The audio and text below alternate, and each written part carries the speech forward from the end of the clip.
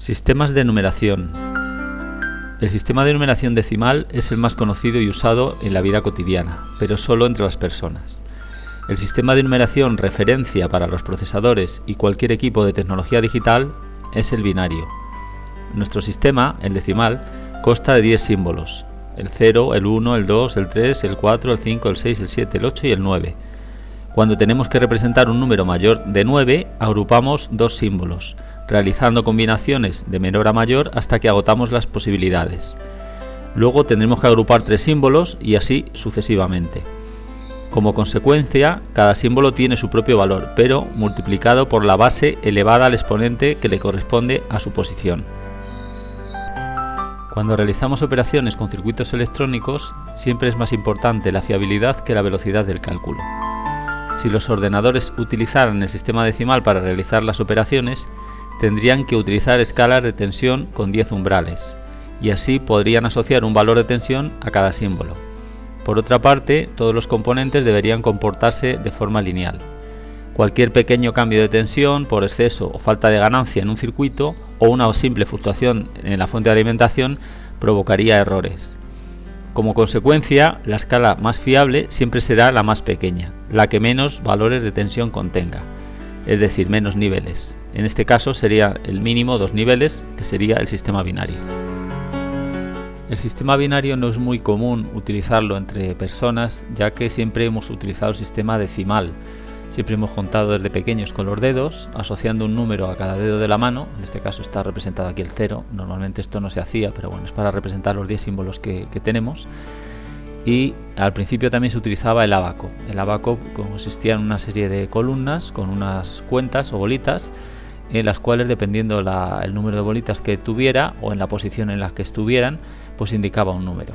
La columna de la derecha sería las unidades, la segunda decenas, centenas, unidad de millar, decena de millar, centena de millar. En este caso, pues hay 4, aquí 5, 6, 7, 8 y 9. Sería el 456.789.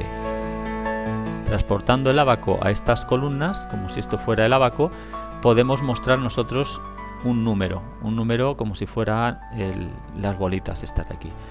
En este caso vamos a poner el 6547.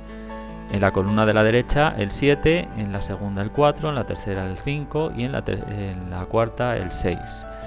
El valor que tiene cada columna es la base, en este caso estamos en base decimal, es base 10, elevado al exponente. Exponente 0, exponente 1, 2 y 3. 10 a la 0 sería el valor que tuviéramos multiplicado por 1, 10 a la 1 es 10, o sea el valor que tuviéramos por 10, 10 al cuadrado 100. Bueno, sería lo mismo que ir poniendo un 0 según avanzamos. Entonces el valor, si lo quisiéramos descomponer, sería el 6 multiplicado por 1000, 6000, más 5 por 100, 500, más 4 por 10, 40, más 7 por 1, 7. Nos daría el valor 6547. Para mostrarlo en formato decimal, pues le añadiríamos a la derecha el subíndice 10 o una D. Si estamos acostumbrados a tratar solo en sistema decimal, pues normalmente se omite, no se pone nada. Pero si tratáramos con diferentes bases, por ejemplo, tuviéramos el número 6547 en base octal, que tiene solamente 8 símbolos, desde el 0 hasta el 7, lo transportaríamos a otro ábaco, que es el ábaco octal que tenemos aquí a la derecha.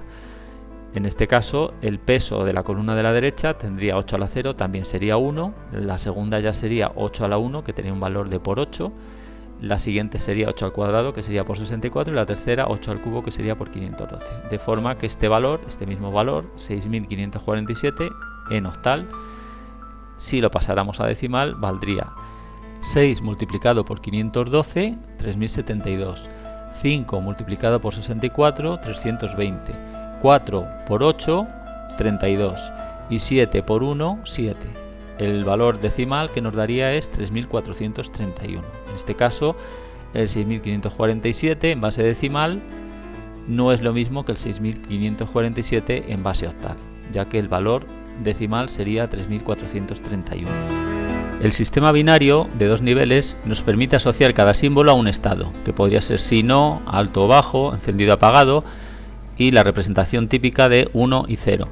Y este valor nunca depende del valor de la tensión a la que se opera. Todos los microprocesadores utilizan el sistema binario como referencia. y su velocidad de cálculo depende del número de símbolos por segundo que son capaces de procesar de forma simultánea y fiable, es decir, una relación directa del número de bits y la frecuencia de trabajo. La frecuencia de trabajo está limitada por el tiempo de transición. Es el tiempo que tarda un símbolo en alcanzar su valor eléctrico al pasar del 0 al 1 y del 1 al 0. Siguiendo el ejemplo anterior, si vemos un ábaco en formato binario, nos encontraríamos con que solo tendríamos en cada varilla un máximo de 2 bolitas, ya que el número de símbolos máximo que tiene son 2, el valor 0 y el valor 1. En la primera columna tendría un peso de 2, que es la base, elevado al exponente 0, 2 a la 0 sería por 1, 2 a la 1 sería 2, 2 a la 2 sería 4 y 2 a la 3 sería 8. De manera que si quisiéramos representar el valor 1, 0, 1, 1 y lo descompusiéramos y pasáramos a decimal, el peso que tendría sería 1 multiplicado por 8 es 8, 0 por 4 sería 0, 1 por 2, 2 y 1 por 1 es 1, nos daría un valor de 11. Es decir, el número 1, 0, 1, 1 en binario sería el 11 en formato decimal. Para descomponer un número de formato decimal a binario, simplemente tenemos que hacer una división sucesiva por la base que es 2 en este caso. Si fuera octal, pues divisiones sucesivas por 8. Si fuera hexadecimal, divisiones sucesivas por 16. Y nos iríamos quedando con los restos. El primer resto sería el valor menos significativo del número que vamos a obtener, es decir, el que va a la derecha. Y al final el número que nos diera, si nos quedara un cociente, pues sería el de mayor peso, el símbolo que va más a la izquierda. De forma que el 100 dividido entre 250, bueno, vamos así haciendo divisiones y nos van quedando restos el 0, el 0, el 1, el 0, el 0, el 1 y luego nos da un número indivisible ya por 2 porque nos daría decimales que es el 1. Esto lo transportaríamos a una celda de 8 bits. Vamos a acostumbrarnos a trabajar ya en 8 bits porque la representación siempre se hace en octetos, en 8 bits. Entonces lo que haríamos es poner el primer símbolo que hemos obtenido, que es el 0, el menos significativo, a la derecha, de forma que sería 0, 0, 1, 0, 0, 0, 1, 0 y 0, 1, 1, 0, 1, 1. Bueno, pues esto si lo quisiéramos volver a convertir en decimal, pues sería de la siguiente manera. El valor de esta columna es 2 a la 0, 2 a la 1, como habíamos visto aquí arriba. Es exactamente igual, lo único que ahora en vez de tener hasta 2 al cubo, tenemos hasta 2 a la 7, que es 128. Bueno, por donde viéramos un 1, lo que haríamos es multiplicarlo por ese valor. Los ceros, como 0 por lo que sea el 0, pues es tan simple como multiplicar por 1. Es mucho más simple hacer el cálculo que si fuera en base 10, base octal, es mucho más fácil. Simplemente hay que multiplicar por el valor que tenemos aquí.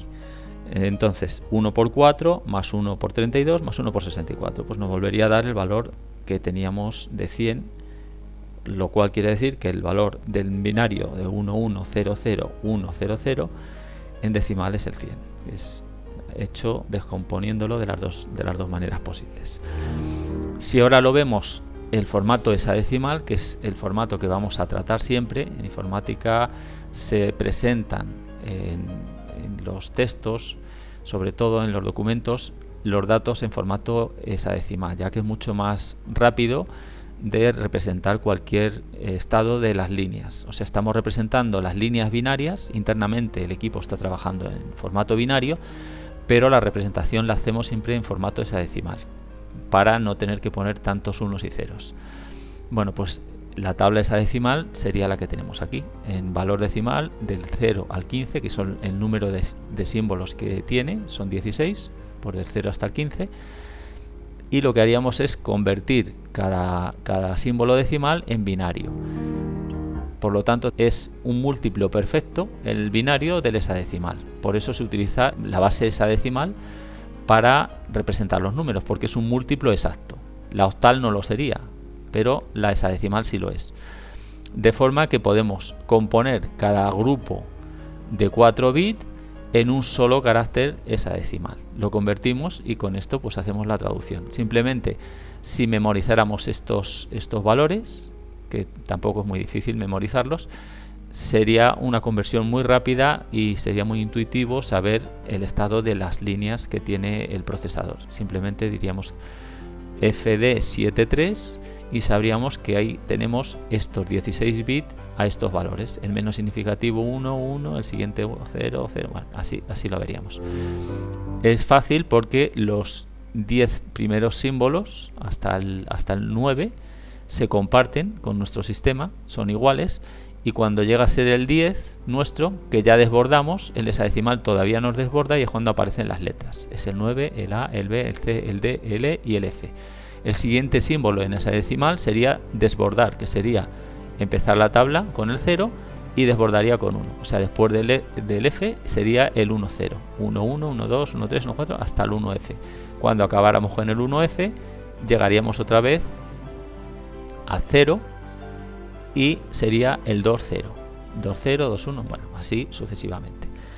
Bueno, pues la forma de presentar un número en hexadecimal, tenemos que tener cuidado porque podrían coincidir los símbolos hexadecimal con los decimal conocidos por nosotros, y de forma que el número 234 podríamos pensar que es el 234 decimal si no le añadimos un carácter o una marca para identificar que esto está en formato hexadecimal. La forma de hacerlo, normalmente en las informaciones técnicas o cuando se hace programación en ensamblador, pues hay que añadirle un símbolo para indicarle al compilador si lo tiene que tratar como número decimal o hexadecimal. Bueno, lo normal es, hay varias formas. Una es poner 0x, otra sería añadirle una h a la derecha, y en los casos más sencillos sería añadirle simplemente el 0 de la izquierda. Un 0 en la parte más significativa indica que no es un formato decimal. Si fuera un formato decimal, este 0 pues normalmente no se mostraría.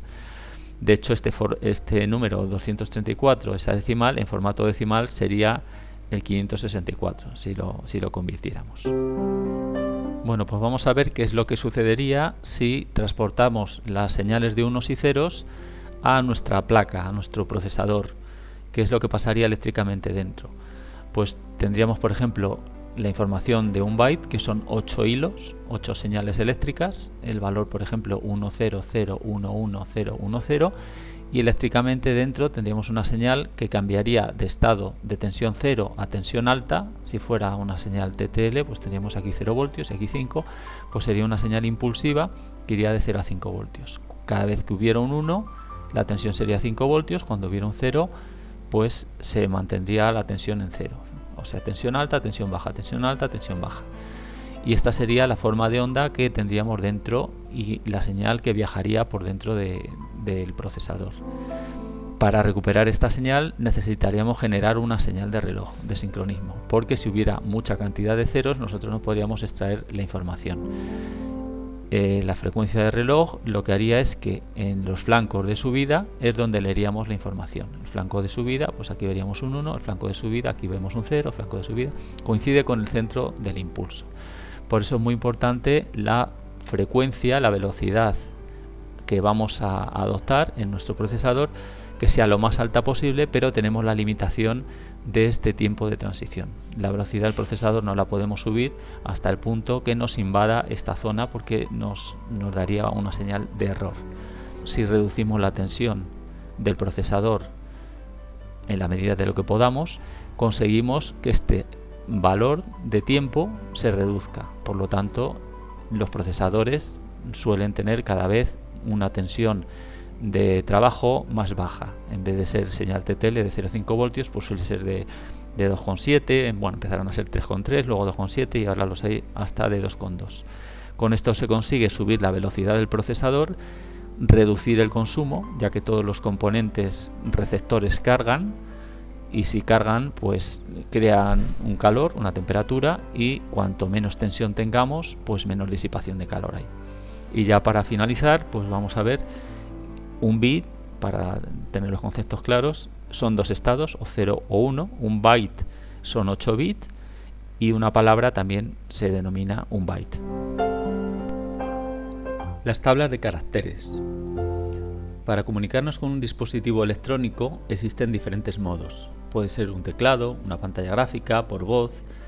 Antes de llegar nuestra orden al microprocesador existe un intérprete o interface. Es el encargado de convertir nuestra orden en el lenguaje del dispositivo. Normalmente es el conocido lenguaje máquina. Los microprocesadores reciben las órdenes mediante pequeñas instrucciones creadas por un número determinado de bits en serie o en paralelo, trabajando con tensión en formato binario, entre 0 y 5 voltios, 0, 3,3 o el valor que fuera. Para entenderlo mejor, partiremos de lo más básico, si encendemos y apagamos una lámpara. En este caso, el interruptor es el teclado que utilizamos para dar la orden, y el intérprete no existe, ya que con un solo cable podemos comunicar los dos estados posibles, encender y apagar la lámpara. Por lo tanto, dependiendo del número de instrucciones, necesitaremos más o menos bits de información. Para comunicar las instrucciones al procesador, el interface de cada dispositivo utiliza una tabla de caracteres basadas en un grupo de bits. Normalmente son grupos de 8 y es lo que conocemos como un byte. Y las utiliza en ambos sentidos, para recibir órdenes y para comunicar los resultados. Con el fin de ganar velocidad en las comunicaciones, las primeras tablas de caracteres que se crearon eran de menos de 8 bits. Con una tabla de 6 bits ya disponemos de 64 combinaciones y esto nos permite codificar todas las letras mayúsculas de nuestro alfabeto y los números. Este método es el que se utilizó en los primeros teletipos. Hay que tener en cuenta que la reducción de 2 bits en un envío serie se gana la velocidad en un 25% y esto antes era importante. El sistema operativo 2 utilizaba la tabla de caracteres ASCII. Esa tabla se desarrolló en el ámbito de la telegrafía. La agencia de estándares estadounidense, conocida con las siglas ASA, posteriormente se convirtió en el Instituto Nacional Estadounidense de Estándares, ya conocido con las siglas ANSI, es el que publicó por primera vez el código ASCII en el año 1963. Esa tabla tenía los 32 primeros códigos dirigidos al terminal, eran comandos, no eran caracteres. Eran retorno de carro, final de línea, fin de transmisión, etc. Y también los caracteres y números que ocupan hasta el código 127 eran los básicos, es decir, los 7 primeros bits, la codificación del 0 al 127 son 7 bits, teníamos ya todo el juego de caracteres, no era necesario enviar 8 bits. De esta manera era posible realizar comunicaciones serie simplemente enviando entre ordenadores 7 bits de datos. Cuando la transmisión se hacía con 8 bits, normalmente se utilizaba ese octavo bit como bit de paridad, con el fin de corregir los errores, ya que las transmisiones tampoco eran de buena calidad. Con el fin de poder crear entornos gráficos en las pantallas de los PCs, cuando el sistema operativo no disponía de un entorno gráfico, ya que era el sistema operativo 2, los 127 códigos superiores, es decir, del carácter 128 ASCII hasta el 255, en la tabla primera que se creó contenían líneas y formas gráficas para crear cuadros, líneas de puntos, etc. De esta forma se podrían crear en un PC entornos gráficos. Cuando aparecieron los primeros sistemas operativos de entorno gráfico, como son el Windows, el Mac, se empezaron a utilizar diferentes tablas de caracteres, conocidas como las tablas ANSI. Son las siglas de American Standard Code for Information Interchange. En casi todas estas tablas se mantienen los caracteres ASCII, correspondientes a las letras, números, desde el código 32 hasta el carácter 126 ASCII. También se incluyen algunos caracteres especiales de algunas lenguas, acentos, letras acentuadas, la ñ, la cedilla, etc. Lo normal es que el sistema operativo utilice las tablas de caracteres que se corresponden con los símbolos de su teclado, pero se puede utilizar cualquier tabla. Los teclados transmiten los códigos de posición de cada tecla pulsada y es el sistema operativo el que asocia cada código con un símbolo, utilizando la tabla de caracteres que tenga activada. Cada vez que pulsamos una tecla estamos dando unas coordenadas del teclado al sistema operativo y es el interface del sistema operativo con el teclado el keyboard sys que tenga cargado en ese momento, el que va a definir en esa posición qué letra tiene que pintar. Este detalle es muy importante, ya que algunos fabricantes que desarrollan software para configurar los textos en sus equipos, por ejemplo programar codificadores RDS, pues a veces no lo tienen en cuenta.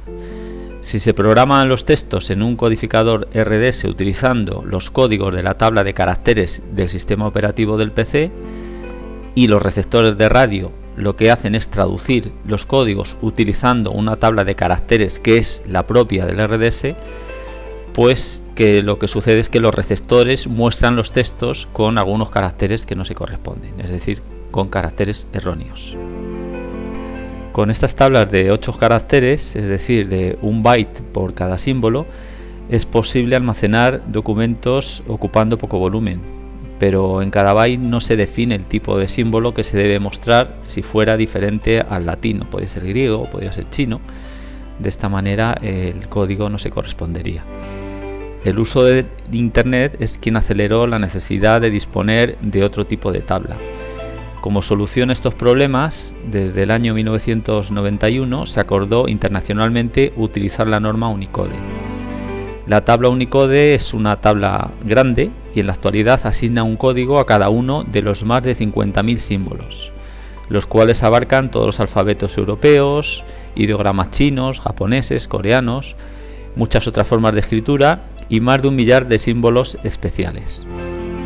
Unicode se ha vuelto el más extenso y completo esquema de codificación de caracteres y ha sido implementado en un número considerable de tecnologías recientes, como se incluyen el lenguaje XML, Java y sistemas operativos modernos.